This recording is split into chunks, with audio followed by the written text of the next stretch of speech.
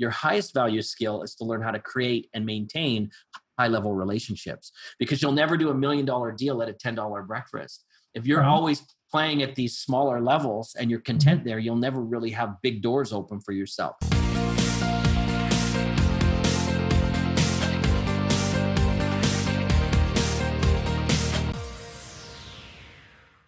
It's my pleasure to welcome Douglas Vermeeren to the show. He is the author of several books and the new movie, How Thoughts Become Things. You know, I've talked a lot about this over the years, how at a very young age I discovered Earl Nightingale, Napoleon Hill, Jim Rohn, Dennis Waitley, Zig Ziglar, and the rest.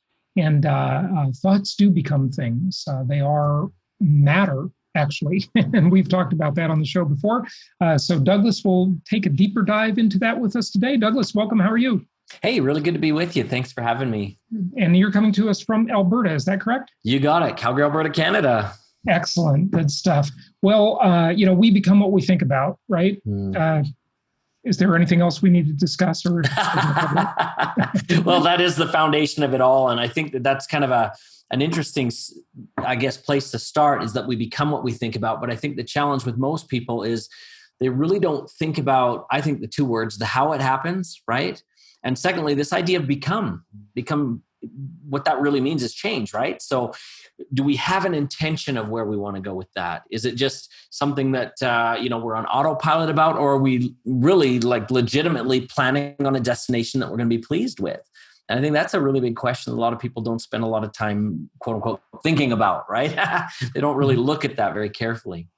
Right. Yeah, no question. Well, okay. So I guess the logical question is, if someone believes we become what we think about, and if they're not becoming what they want to become, where's it breaking down? And maybe, can we control our thoughts so that we become what we think about? Or are our thoughts somewhat out of our control?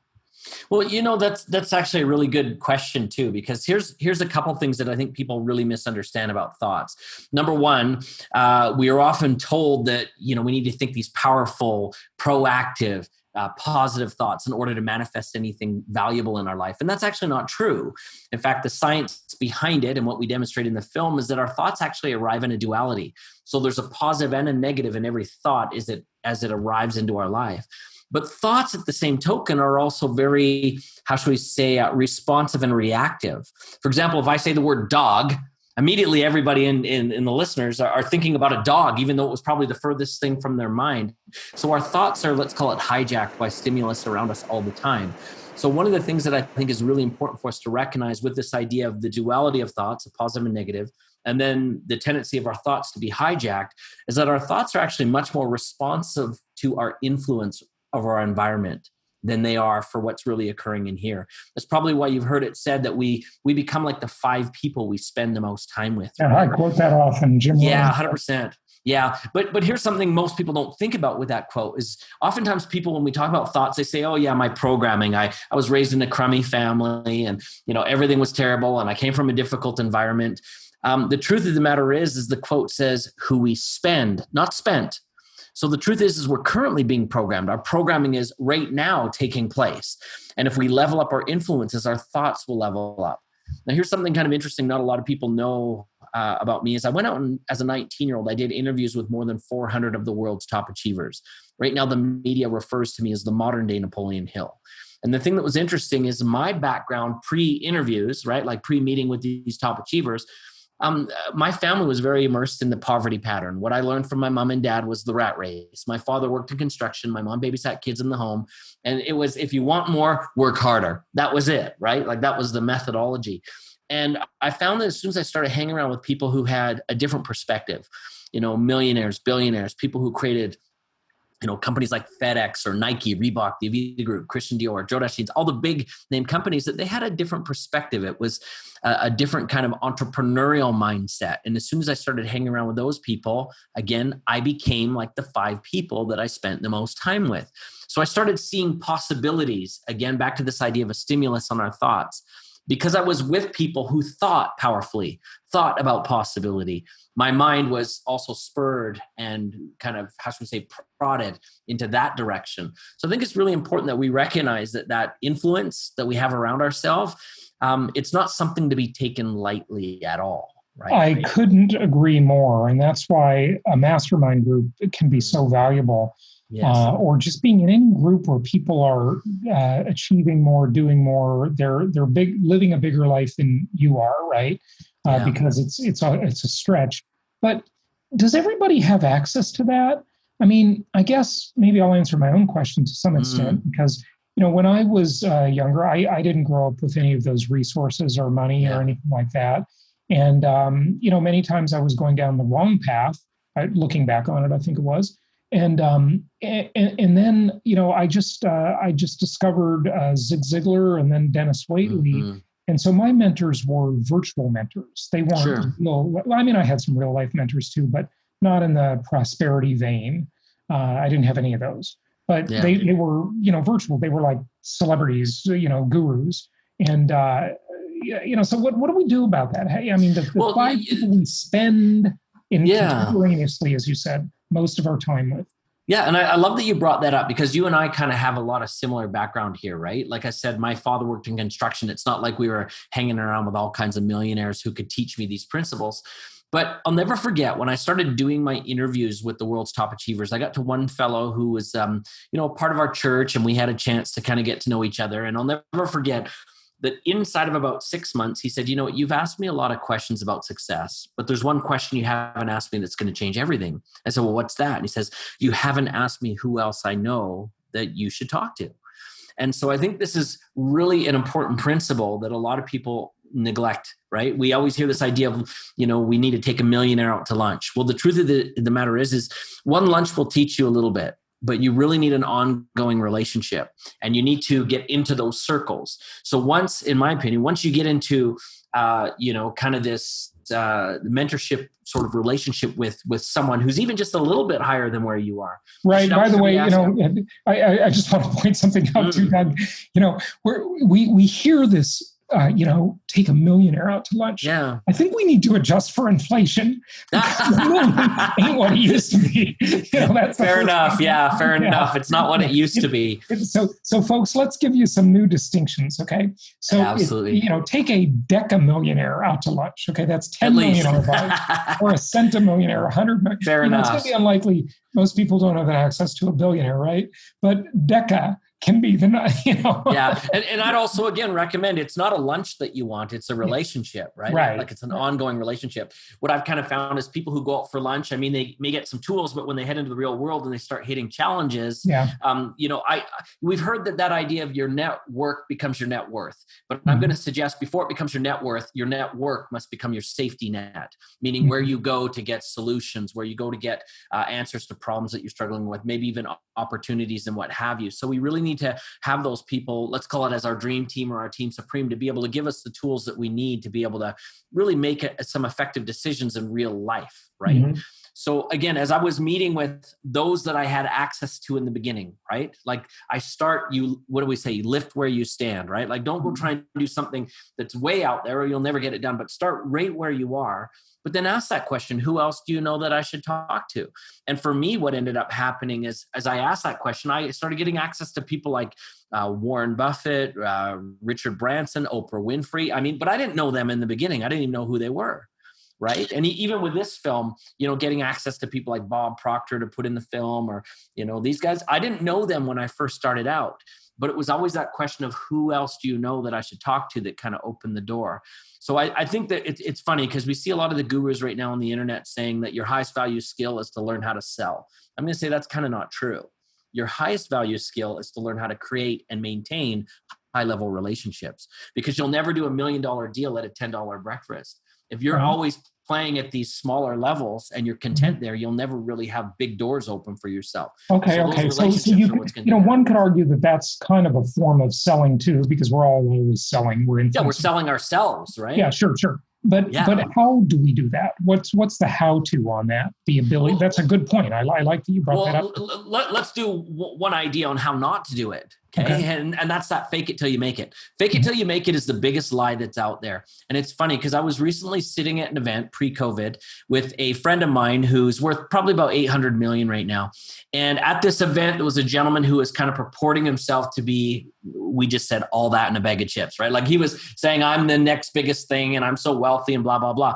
Well, we all know that true wealth doesn't speak like that, right? Like if you've got money, you don't have to flaunt it. That's right there.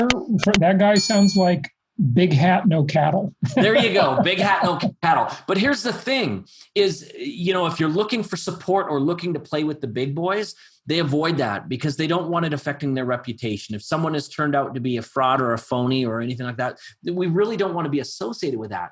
So this idea of fake it till you make it is completely wrong.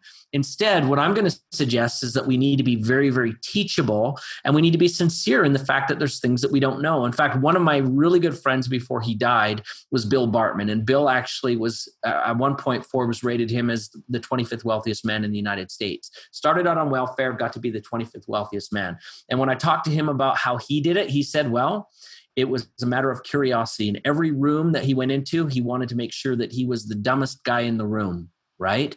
And he wanted to be there to learn and to be a student. But he wasn't afraid to say that he didn't know something, and he didn't let his ego put him out as someone that he wasn't.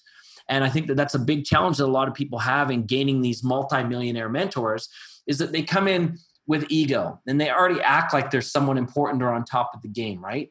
We need to come in and we need to be sincere where we want to go, but don't kind of upstage those that we are looking to gain knowledge from, right? Mm-hmm. Very important. Yeah. Okay. So the how not to.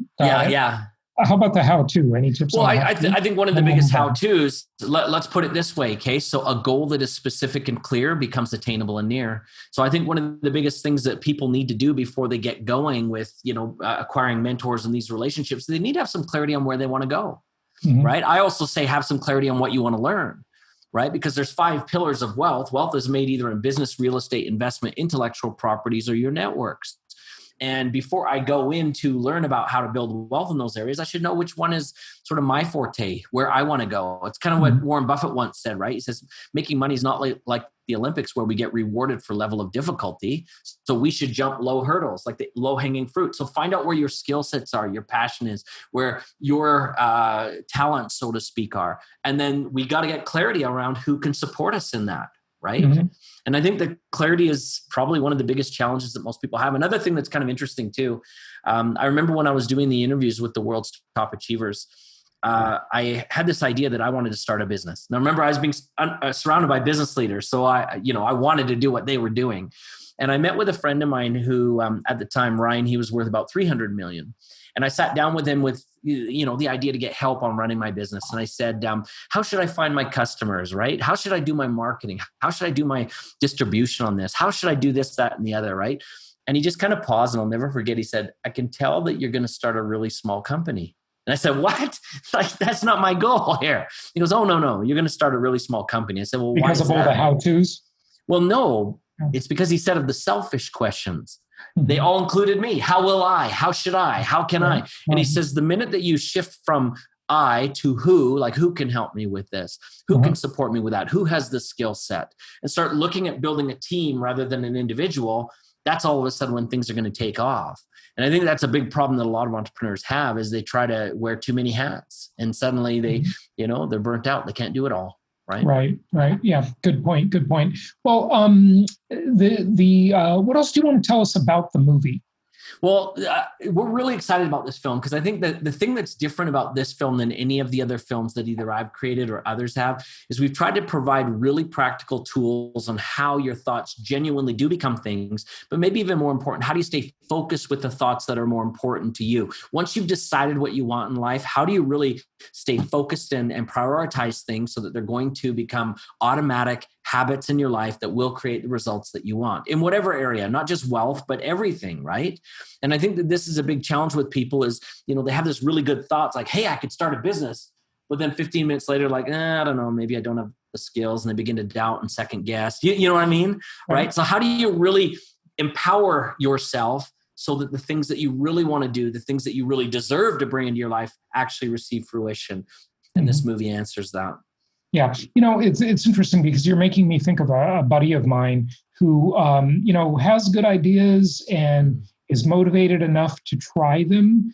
But the terrible thing about, I just noticed his experience over the years is that every time he gets a hater or a critic, he just quits. Yeah. And it's like, because this one person like made a bad comment on social media or something, it's just like you're like putting your whole life in the hands of some other judge that usually isn't a qualified judge, right? Yeah, absolutely. And plus it's only one judge, right?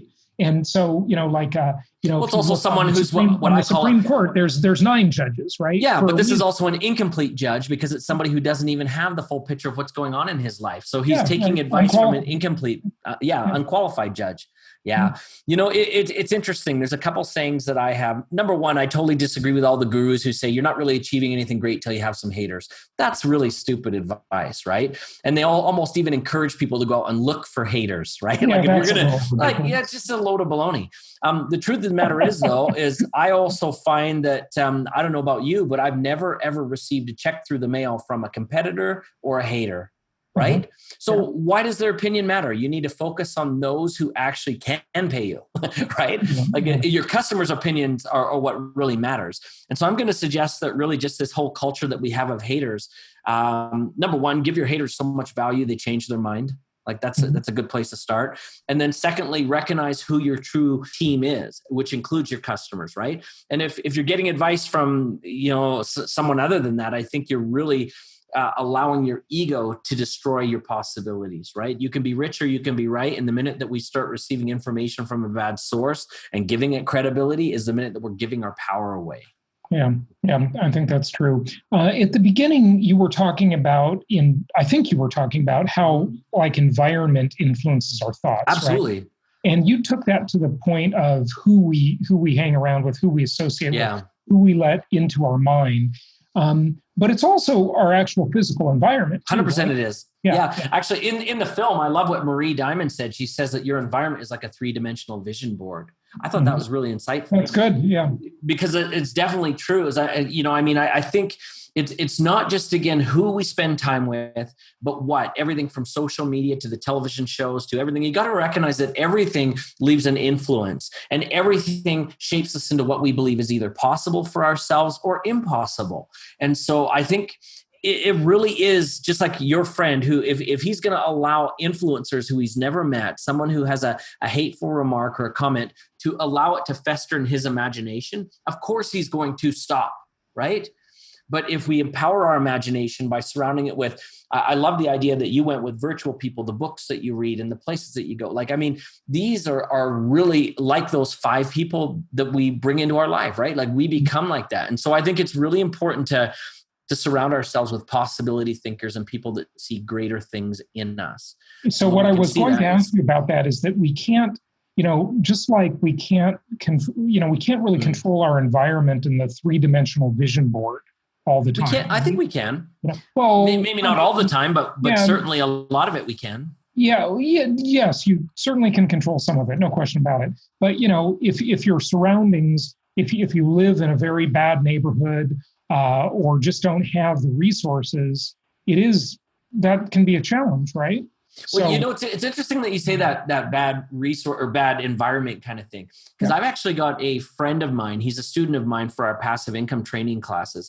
And what he said is that he kind of came from a bad neighborhood as well. But what he would do is he would take his laptop and he would head downtown to one of the higher end hotels. And he'd park himself in the lobby, right? You get what I'm saying? This is exactly what I told one of my trainees to do years ago. We were in Newport Beach, California, or in Irvine, California, right next to Newport Beach. And he was an agent that worked for my old real estate company that I owned. And I told him, I said, I want you to go to the Four Seasons Hotel. And I want you to sit in the lobby, and I just want you to observe people for a few hours. Yeah, and take it in.